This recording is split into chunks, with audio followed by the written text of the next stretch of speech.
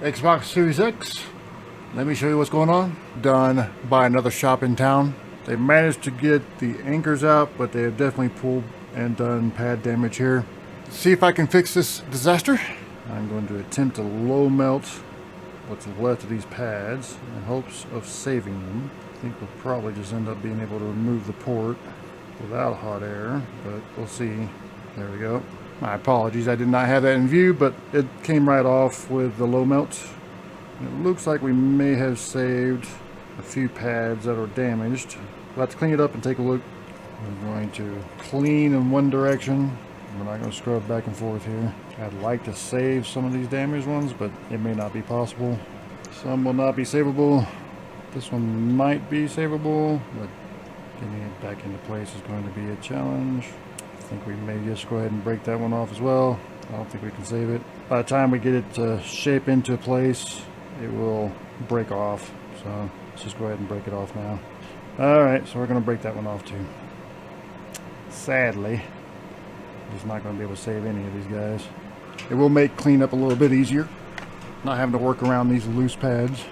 Add some low melt. Yes, I'm basically refilling these holes because sometimes it's easier to rake out the holes with a full low melt than it is to deal with partial high temperature solder. And it's always easier to clean out these holes if you use the low melt to remove the port, because the low melt goes all the way through following the leg.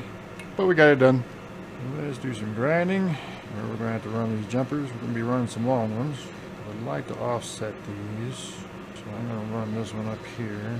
Only grind the ones we actually need to run. Get carried away if you go brainless.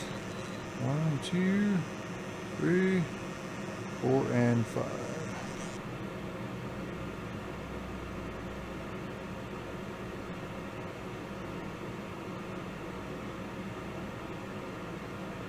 Grab my Black Eye Easy tweezers that I use exclusively for running jumpers, and I'm going to see what kind of wire I'm going to run on this. I think this stuff may be a little bit big.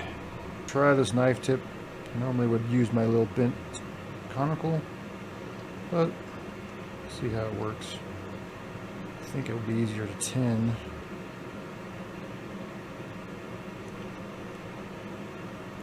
It would also be easier to solder it. I'm going to do some routing. It's going to be a long jumper. Just need it to be reasonably close at this point. We can perfect it later. Link to play with. Man, the knife tip does a pretty nice job. I may have a new favorite. Been making it harder on myself. So we just need it to be reasonably close at this point. We're going to have to tack this down, and I'll show you how I tack it down when we get to that point. Give ourselves some link to play with. See where this knife tip could be a problem when you're working with traces that are really close together.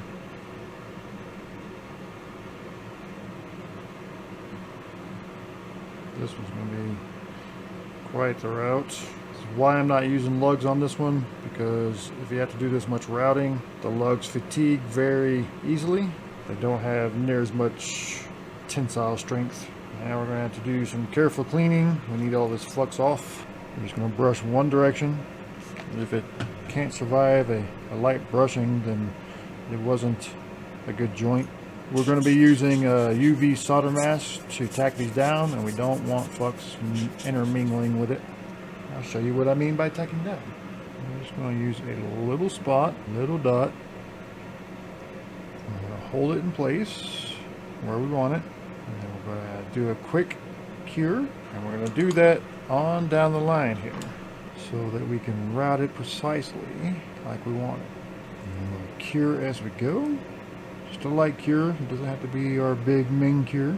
This works on long jumpers for like iPads as well. We have to run that really long backlight jumper. It's pretty good. We're successfully routed pretty precisely where I want them. So now we can do the full UV job on it. For this, I don't need to keep anything separate. UV solder mask is not conductive. It can be as messy as we need to be up here. It's under the port, we have to be a little more careful. We're ready for the full cure, and what I'm going to do is just grab my big UV lamp. I'm going to set it on the board. I'm going to step away and probably eat lunch while it cures, and then we'll come back, check and make sure we got a nice good cure.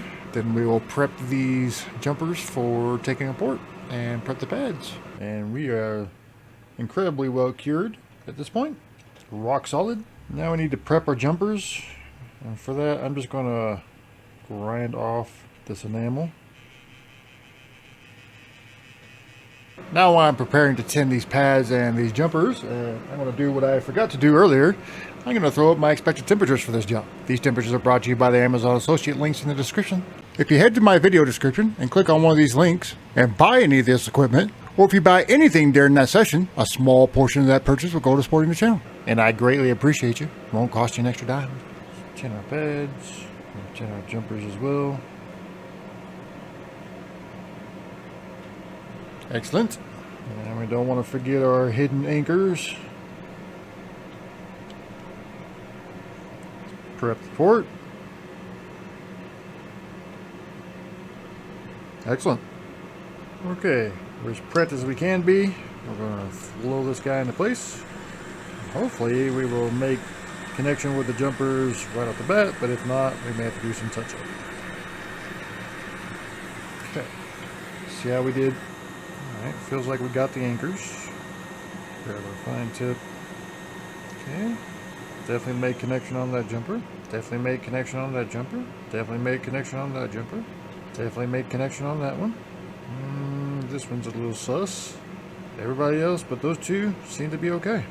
Try this with a little bit of precision.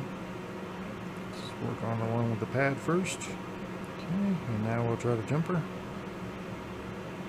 Okay, that one's down solid now. Oh yeah, it feels much more solid.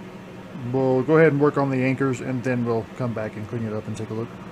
Feed in a generous amount here.